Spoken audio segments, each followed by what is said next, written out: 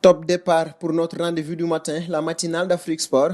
Nous commençons ce numéro avec des infos du continent. Débutant en Côte d'Ivoire où Didier Drogba est contesté dans son projet pour la fédération. Il pourrait être contraint de renoncer à se présenter, une situation que déplore Joseph-Antoine Bell, ancien gardien de but du Cameroun et actuel chroniqueur à RFI. C'est incompréhensible. Il y a comme un besoin de couper les têtes qui dépassent, à lâcher l'ancien portier des Lions indomptables, interrogé par l'agence de presse sénégalaise, estimant que ces difficultés des anciens internationaux africains dans leur pays étaient à contre-courant de ce qui se pratique dans les instances internationales. C'est l'ancien président de la FIFA, Sepp Blatter, qui a lancé l'idée en premier en faisant appel à Michel Platini, et dès son élection en 2017 à la CAF, le président Ahmad a fait appel aux légendes africaines pour faire avancer les choses, et ça doit être dans l'ordre naturel des choses. Filons en République démocratique du Congo. Jackson Muleka, le nouveau crack du football congolais, ne cesse d'attirer les convoitises après Lens, Anderlecht, Olympique de Marseille. C'est maintenant Lille qui s'ajoute sur la liste des clubs du vieux continent qui en pince pour le talent de Jackson Muleka. L'intérêt du club lillois paraît plus que sérieux. France Football l'a fait remarquer dans ses colonnes.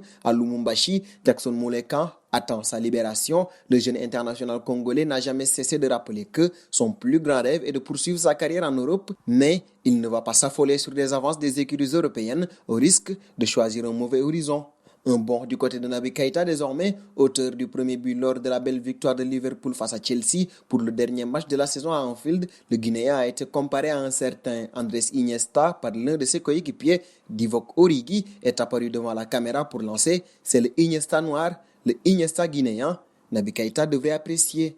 Et c'est d'ailleurs à Liverpool de Naby Keïta que nous fermerons la page Afrique avec son coéquipier Mo Salah. L'exercice n'a pas été simple pour l'international égyptien, mais il a tenu tout de même à trouver une réponse pour incarner son partenaire d'attaque en club Sadio Mané. Calme et modeste, l'attaquant sénégalais est connu pour être l'un des chambreurs du vestiaire. Chaque joueur a sa particularité, ce qui fait que le groupe des Reds va bien, et cela se rejaillit sur les performances de l'équipe.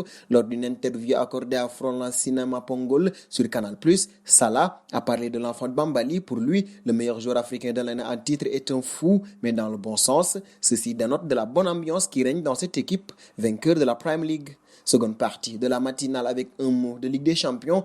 TF1 diffusera le dimanche 23 août la finale de la Ligue des Champions disputée à Lisbonne dans le cadre du Final 8, la nouvelle formule de l'épreuve mise en place par l'UEFA en raison de la crise sanitaire. Elle sera commentée par le duo Grégoire Margoton, Bichente Lizarazu. La première chaîne française en a acquis la codiffusion en clair auprès d'Altis, la maison mère de RMC Sport, détentrice des droits de la compétition pour la période 2018-2021 et qui en reste le diffuseur payant. Réglementairement, en effet, la finale de la Ligue des Champions doit toujours faire l'objet d'une diffusion en clair en France, avec ou sans club français en finale d'ailleurs. L'année dernière, la finale Tottenham-Liverpool avait été diffusée sur BFM TV, au gradam notamment de TF1, et malgré l'avis contraire du Conseil supérieur de l'audiovisuel. Et de la diffusion de la finale de la Ligue des Champions, passons à la Série A. Après sa victoire poussive contre la Lazio il y a 4 jours, la Juventus se rendait à Udine pour sceller son titre de champion d'Italie. La vieille dame devait simplement l'emporter sur le terrain de l'Udinese pour être sacrée. L'Udinese a pris le dessus sur la vieille dame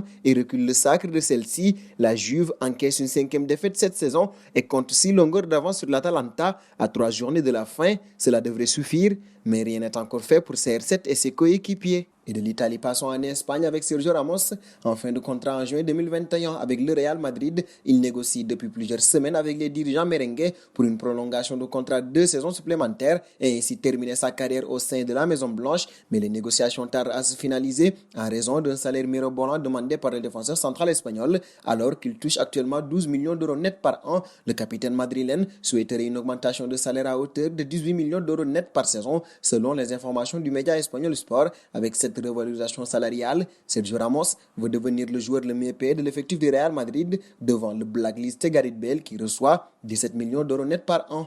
Dernier point de la matinale et nous voici en Angleterre, élément majeur du 11 de Jürgen Klopp à Liverpool. Le latéral droit Trent Alexander-Arnold a délivré 13 passes décisives en championnat depuis le début de la saison en cours, une première pour un défenseur de Premier League et une performance d'autant plus remarquable que le Britannique a battu son propre record de 12 offrandes distribuées lors de l'exercice 2018-2019.